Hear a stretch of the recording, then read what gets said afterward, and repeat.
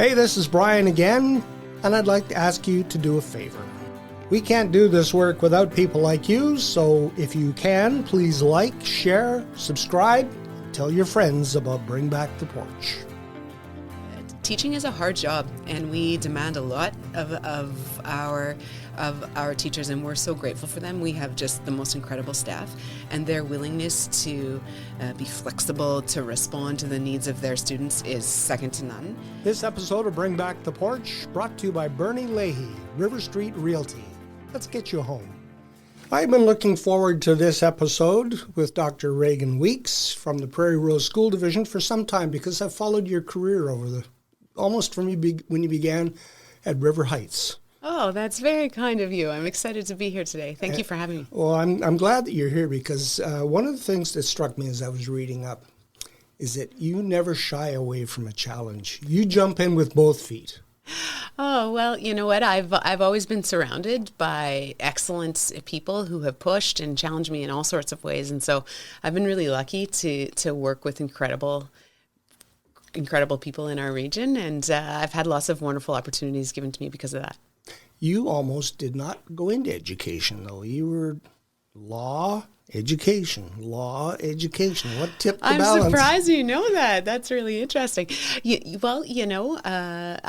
think when I came out of my undergrad degree, I had an opportunity to work at River Heights, and the colleagues I had in that building were just phenomenal. And I had written the LSAT, and I was still thinking that following the securing of my permanent certificates, I might go back. But once I was in that building and had the opportunity to work alongside the people who were there and work with those students, I just fell in love with the profession, and there was no turning back, that's for sure. And you've been going ever since. That's true. Yeah. One of the big challenges you accepted was to become the principal at Elm Street School. Mm-hmm. And when you went to Elm Street, I think they were one of the lowest, if not the lowest graded school in Alberta. Well, I mean, I think there's a ranking system of schools, you know, and through that process, it was facing some challenging times. But I was so fortunate to go in that building. I'll tell you what, there were people who felt that it would have been, you know, a pretty big challenge. But I learned more from the students, the parents, and the people who worked there. I mean, they were just brilliant educators, many of whom are still my close friends today. And I absolutely believe that was a transformational experience that I wouldn't trade for anything. And it was, you know, everybody said, well, it's got low grades and stuff, but there was reasons behind the low grades. It was in one of the lower socioeconomic neighborhoods. Mm-hmm. But you reached out to partner with the Medicine Hat College, and music played a big role in helping to turn everything around at Elm Street. Well, you know, it was one of those programs that we were just so fortunate. It was so impactful. It was called Bring Back the Music. And through the... Bring Back the Porch. That's right, yeah. And through the work with the Medicine Hat College, they were able to launch just an incredible strings program. So we had violin, viola, and cello. And it began at Elm Street, but it was expanded a little later on to Riverside and then subsequently Vincent Massey School. It was just an incredible program. Seeing those kids with those string instruments and the confidence it gave them was really a wonderful opportunity. But it brought parent involvement into the school, and that was key, I think. Absolutely. You know, we had lots of parents who were engaged. We took, you know, a busload of kids up to the college to participate in the Rotary Music Festival in the college theater, and just wonderful experiences for these students who might not have otherwise had the opportunity to learn an instrument. Now, you took a lot of education to get to where you are today. And one of the places you went was Johns Hopkins University, which is a very prestigious institution. How did that mold you?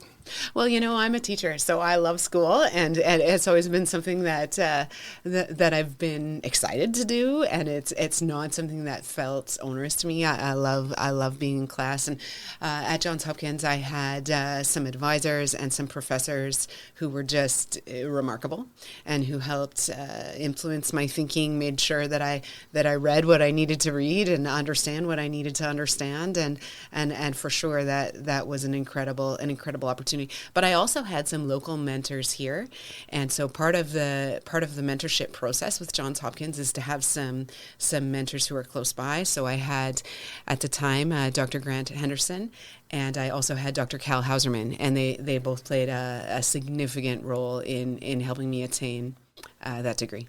Okay. Then you accept I guess you went to be deputy superintendent. Actually, the first job was assistant superintendent. Okay. Yeah, that was the first one. Okay, yeah. at Prairie Rose, That's and right. you rose through the ranks until in November 1st, 2021, you became the superintendent. That's right. Yes. Again, a big challenge. A big challenge, yeah. Prairie Rose is not just a little division, maybe in student population, but land-wise, you go from Oyen down to the Canadian-U.S. border, and I think all the way west to past Foremost, I think, in Bow Island, and in the Alberta border. So you've got a lot of territory in there. Yeah. And lots of challenges. That's right. Well, it's geographically massive, and so I think we were chatting earlier about community schools and how your daughter is the principal of a real community school, and that's one of the special things about Prairie Rose. It serves very distinct communities, each with their different needs and contexts and people who live and work there. And so the key is really making sure that you have the opportunity to listen well in each of those communities, respond to really what they're looking for and how they want education to play a role in the place in which they live, and then doing your best to make that happen. But it's not easy, that's for sure. And it is a lot different than when my father went to a country school south of 7 persons, when there was like one building and you had probably 8 different grades in. Yeah. Well, we do have some schools that have a wide spread of grades, but one of the things that we really believe in is making sure that our rural students have an equitable education to their urban counterparts. And the only way we can do that is through partnering with community and making sure that even though we still might have small schools that don't necessarily have the facilities you might see in a big city, what we do have is maybe a community fire hall, and we might have some expertise in different areas within that community. And how can we connect with those people? Whether we have a lot of grandmas who are really into quilting and willing to share their love of that work in our school. How can we tap into that and bring that into the building? Because we might not have some of the opportunities that you see elsewhere, but there is something really special about those rural community schools. And so just making sure that we bring that into the school walls and our classrooms. One of the other challenges is I think there's 18 Hutterite schools that you also have to look after, and that's another different situation. That's right, yeah. And soon to be 19. There's a split coming up, but yes, we have 18 colonies, and we have principals and teachers at each of those sites who are incredibly skilled and talented and responsive to the needs of those communities. So it's a partnership we're really grateful for. And one of my favorite days of the year. So one day a year, all of the ministers of the Hutterite colonies and all of the German teachers, so that is also a Hutterite, they all come in. So we have them all into the school division, and we have a full day meeting with all of these gentlemen. And they pull in with all their wares, and there's trades happening in the parking lot, and all the Prairie Rose staff go out and try and get the best of what they're having. But we always ask them what they would like to eat while they're with us for the day. And it invariably is Kentucky Fried Chicken or Chinese food. And one day I finally got the courage, and I just had to ask, why is that? Well, you could have anything. Anything they wanted, we would make happen for them. So why do you ask for that? And they made it really, well, who do you think supplies the chickens? And, Ding. Oh. Yeah. So the intelligence, the business sense, the community that those colonies have developed is something we can learn a lot from. So we're really fortunate to work with them. You touched on the opportunities for students in country schools compared to in the city, and I think over the last 20 years that has really changed a lot. I remember talking to an individual who, when he grew up out near Hilda, had to come into Medicine Hat to get some specialized training because they just did not have it where he lived. And yet now I look at the programs today in the Prairie Rose Division, and it's jaw-dropping. Oh, well, you know what? We've had the fortune of partnering with some really great people. And as the years have come along, there's lots of technology that we're able to take advantage of to make sure that our rural students can access those programs. And then also just a willingness to be flexible.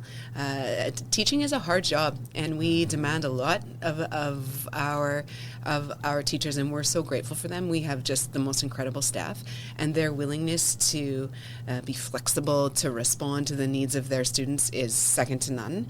And so because of that, they're able to figure it out. So they really have that mindset and that approach that, if there's an idea or something that they think might make school a better experience for their students, they're really committed to figuring it out. And that makes my job easier, that's for sure. And I just need to make sure that I support them in making those things happen. One of the things that is going to be rising on the horizon out towards Eagle Butte is the Yuill School of Agriculture. Yes. I'm sure you're very excited about that. Yeah, we're thrilled, so grateful for the Yuill Foundation that has contributed so substantially to that project. It just wouldn't have been possible without them. We were also fortunate to receive collegiate funding, and I know you've had her on our podcast. Nicole Neubauer. Yeah, she is a force to be reckoned with, and actually Mark Neubauer is the project manager of the build for the Yuill School. So all of that coalescing together has just made it a project that I know is going to be something to watch. We also have partnered with the Medicine Hat College to make sure that we have the dual credit options that'll help students increase future prospects and explore next steps. And there's all kinds of exciting things that are on the horizon there. So, well, when Nicole was here telling us about it early in January, it just blew my mind that this is such a great idea. And why did it take until 2025 to get it going? Well, I think funding, I think flexibility within high school programming, all those things need to come together. The ability to offer dual credit, not on just isolated post-secondary campuses, but spreading it out. And we really just had the perfect storm. The donation from the Yuills, all of that has come together. And there's so many funny things. As someone who did not grow up in agriculture and whose knowledge is fairly limited in that regard, some of the things just seem so exciting.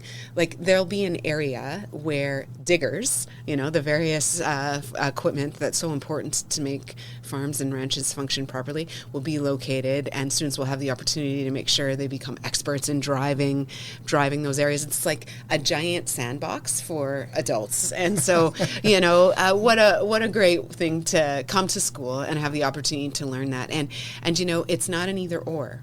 These programs have been structured in such a manner that students are able to achieve English, math, the various we have students who are taking all three sciences, physics, math, including physics, math 31, and they're able to do that in addition to some of these. Now, they have to be pretty committed. Mm-hmm. That might mean that they're spending more hours in the books than they would have otherwise. But we've also found that when you have something like that, pretty motivated to do so for certain students. So it's been pretty exciting.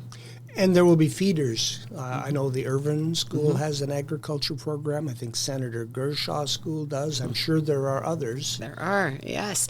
So we've developed something called an Ag Pro series, and that is for grades 7 through 9. And it's a series of classes where students take 6 weeks to learn deeply about one aspect of the ag industry. So one, for example, is called beef to burger. And so they follow the whole process to how we might get one of those juicy burgers on our plates, for example. And that would happen in a whole host of our schools, including Ralston, 7 Persons. I believe Foremost has that program. Senator Gershaw, as you previously mentioned, Yuill School. Mm-hmm. And so these programs were able to leverage and expand across the region, which is really challenging for us, but also a really exciting opportunity in figuring out how we might do it in all the different communities that we serve.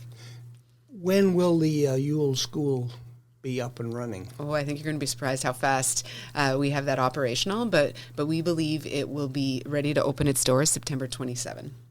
In 2026? Oh, that's 27. September 27. Okay, yeah. All right, okay. Yeah, that really would have been fast. But, as I was just reflecting on this, when you were at Elm Street, you had a little garden. We did have a little garden, tiny little garden. It's blown up, that's for sure. Yeah. You certainly expanded it. And some of the other things that Prairie Rose offers, like the South Alberta Hockey Academy, that I think, was that one of the first programs that sort of broke the mold? Yeah, that's right. It was our very first. It was their very first program, and so there was someone who worked for Prairie Rose was really passionate about bringing the CSSHL to southern Alberta, and we started with high performance hockey. So there was no teams. We started in a number of our rural areas, but the goal was to be a part of the CSSHL, and that was achieved within a year. So when we launched that program, I believe it was in 2018. I was a little unsure. Like, I grew up with a brother who played a lot of hockey, but I wasn't sure how that would go. But there was just such passion that we said yes. And we gave it a try, and then of course we had the fortune of partnering with Willie Desjardins, which helped a whole lot.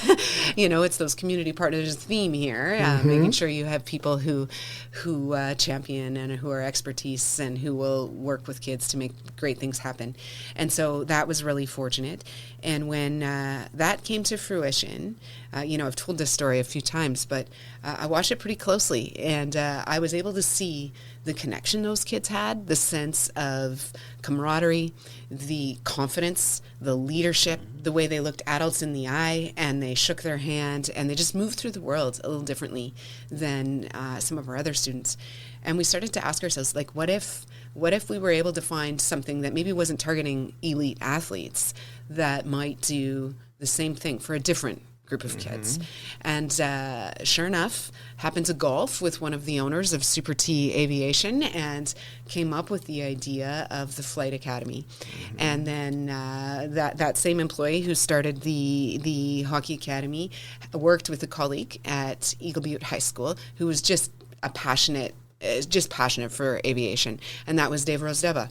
And so the program was named in his honor and as part of his legacy, and now his daughter actually works in the program. And so, yeah, it all started there. That's right. And you also have a drone program. We do. That is cutting edge. We do. Well, the drone program is gaining traction, and we're moving along. It's in its initial stages, but we have the drone games where a number of our younger students have the opportunity to liaise with drones, and they do at Eagle Butte's fields a variety of challenges with those mini drones. And then quite recently we purchased an agriculture drone that we have some plans next year to implement in a variety of high school courses. So in the Flight Academy, students are certified in their level 1 unmanned vehicle certification from Transport Canada. I'm not sure I have that name quite right, but that's close. And then some of our students go on to their level 2 as well.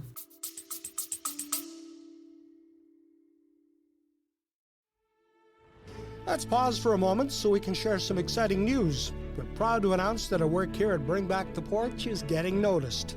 From October to the end of January, our videos and reels viewed more than 1 million times. Some of those viewers could be your customers, so sponsoring Bring Back The Porch is a great way to get your message in front of them too. If you'd like to support our work here at Bring Back The Porch, we ask you to go to our website at bringbacktheporch.com and follow the links. Thank you for your support.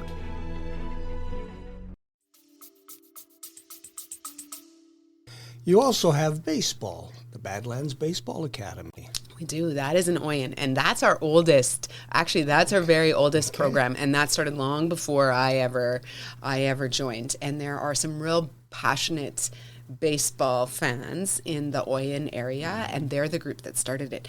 But it originally was held separately from Prairie Rose School Division. We just provided the education for the athletes.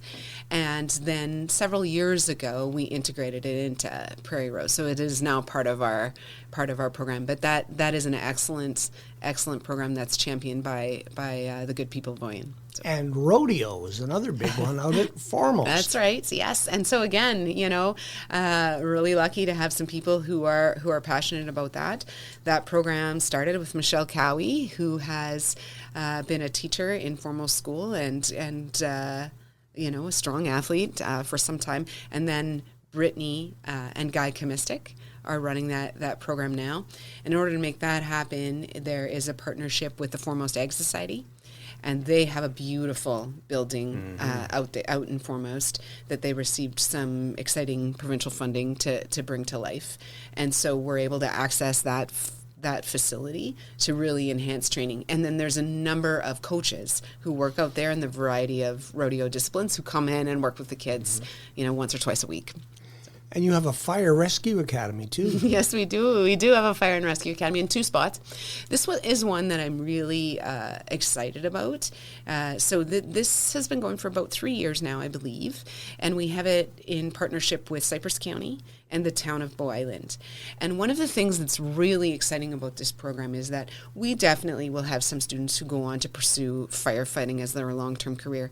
But as you know, in rural communities, that's not the only people who go out and fight grass fires when they come to be. Actually, the whole community comes out to assist. And think of how important it is to have students who will be highly trained, earning high school credits, and that pride and that ownership of something that they've really earned and had to work hard for. Because attaining level 1 and level 2 firefighting is hard. Like that is a big challenge that requires significant studying, book work, and then physical prowess to successfully navigate those requirements. And so there's that piece of it, but then also what they're able to give back to their community.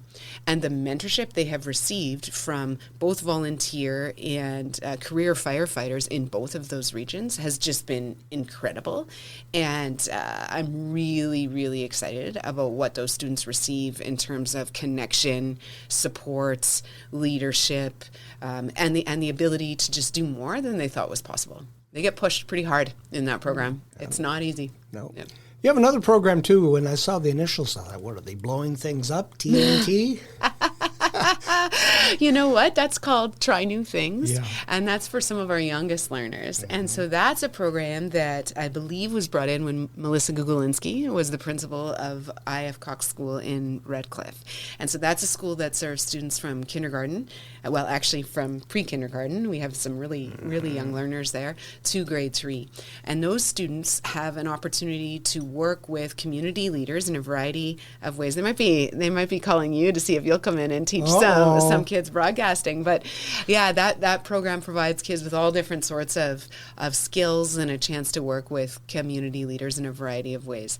And then the other piece that's connected to that program is that at that school, students have jobs posted. So reading the morning announcements, holding the doors open at the beginning of the day, helping to serve lunch, those types of activities. They fill out job applications, they have interviews, and students in grade 3 can be selected to perform those jobs for the school. So it's a great program that teaches real meaningful skills at a really early age. Life skills. That's right. Yeah. And the Warren Piers Makerspace, that sounds interesting too. Yeah, so Warren Piers is in Acadia Valley, so that is one of our northern schools, and that's a program that is just getting off the ground that involves giving students an opportunity to play with various pieces of technology.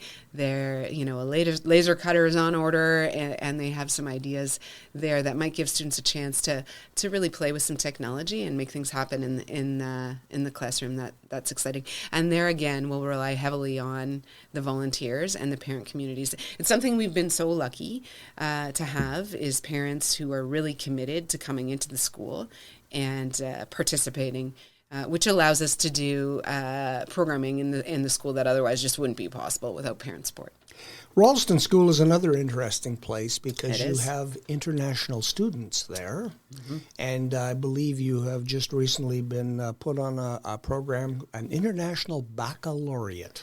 Well, that's right. So Eagle Butte actually is the first to launch the IB program, and it will start in September. And students will be able to take International Baccalaureate in Math and English, and then they'll also be able to earn a careers diploma. So that's a really exciting initiative. And from that, discussions evolved with Ralston. So in Ralston, we serve a lot of students who have a parent in the British military. And one of the challenges is that in Alberta, it's the only British military base where they're not actually learning the British curriculum. And so they're here for a short time, and they need to transition then to a British school. And that transition has historically been quite a challenge for those families, and making sure that they have all the requirements that they need to go back and be successful in their system. And this attainment of this certification will mean a much smoother process for those students that we serve in Ralston School. And we also have a good deal of indication that the number of students, both on the Canadian military side and on the British military side, will be increasing. Mm-hmm. And even with our Canadian soldiers, their children often will not be here for the duration of their education. So it too will make it easier for them to transition back to whatever province or perhaps an international base that they will be relocating to as well. So this is one of those things we sort of think to ourselves, we should have thought of this a long time ago. Mm-hmm. So a huge congratulations to Jason Dukeshire and Sonia, who's actually one of our British teachers. So she's from the UK and works at Ralston School, and they've her name's Sonia Stanton, and they've both just championed making this happen for our Ralston community. So we're excited. Something else that is available to students is a dual credit program. Mm-hmm. That's right. So that's available for high school students across Alberta. So that's available in all school jurisdictions, and really has become more prominent for us in the last 3 or 4 years, and we've been adding and increasing options for our students. There's lots of ways to do dual credits and lots of different institutions you can partner with. The one that we have the most extensive partnership with is the Medicine Hat College, and we work with them for our healthcare aid program, which has served a number of students. We have found we have several Mennonite students mm-hmm. who are interested in taking that program, which has been really advantageous for them. And then we also have a huge number of students taking the trades program. That has exploded to just shy of 120 students who are enrolled in that trades program. And we actually have a lengthy waiting list of students who would like to participate. And so, one of the challenges with rural high schools is that you won't necessarily have a shop that has all of the different trades disciplines integrated into it, because there's just not enough students, right? And you just can't build that type of shop in some of these tiny rural high schools. So what we were able to organize is that students are able to come in and access the shop at the college and do the book work in their home community. Okay. And so, for example, we have a busload of kids coming in from Oyen to access that opportunity at the Medicine Hat College. And that has been so wonderful for those communities. And it's exciting because students are learning a trade and then working with a business to gain hours back in their home community, which also increases the likelihood that they have gainful employment and potentially stay in that community. So it's a win for the community as a whole, and a huge win for us because we're better serving students with the things that they're passionate about and like to see as part of their future. Yeah. Colin Gallant with the CBC did a story here in the last 2 weeks about a special person in the Prairie Rose that travels to Oyen 3 times a week. That is 190 kilometers one way. Mm-hmm. And she's there to look after the well-being, the mental well-being of students. Yeah, so she's one of our SWCs. So those are their student wellness coordinators, and we have a number of them working across our schools, and they really are the most incredible people. Like they'll bring joy wherever they go, and they take care of really important needs across our school division. And the one that was interviewed by Colin spends a lot of time behind the wheel, and we're really, really grateful for that. But it's actually remarkable how many kilometers our staff put on those vehicles on a daily basis. It's quite something. Yeah, and the kids themselves, the students. Absolutely, yeah. Some of them have really lengthy buses, and you have put I think Wi-Fi available now on them so that help them do their homework when they're making that long commute. We try. I don't think we've quite managed it on all of our bus routes, but on a number of them, and we're always trying to figure out how we can optimize. It's almost like you got a board game and you're trying to move the pieces around to try and optimize bus routes. But that's another example where parents have been really helpful. They know those roads better than we do, and actually the municipalities know those roads better than we do. And through consultation with with them.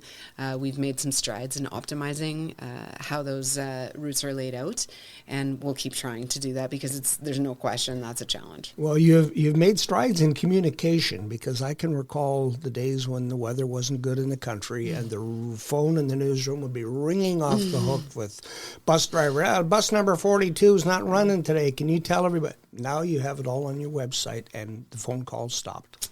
Well, I think that certainly has helped. We also have drivers who are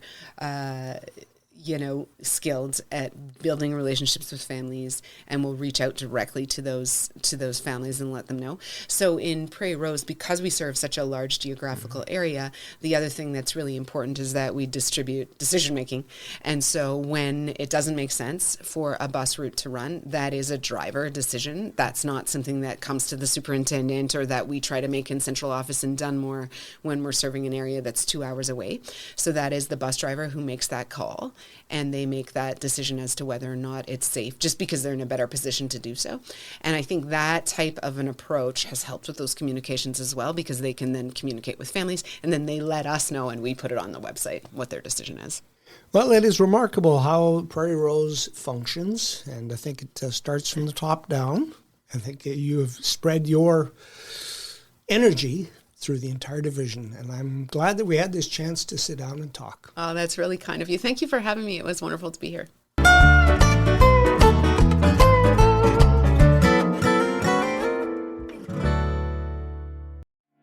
Hey, this is Brian again, and I'd like to ask you to do a favor. We can't do this work without people like you, so if you can, please like, share, subscribe, and tell your friends about Bring Back the Porch.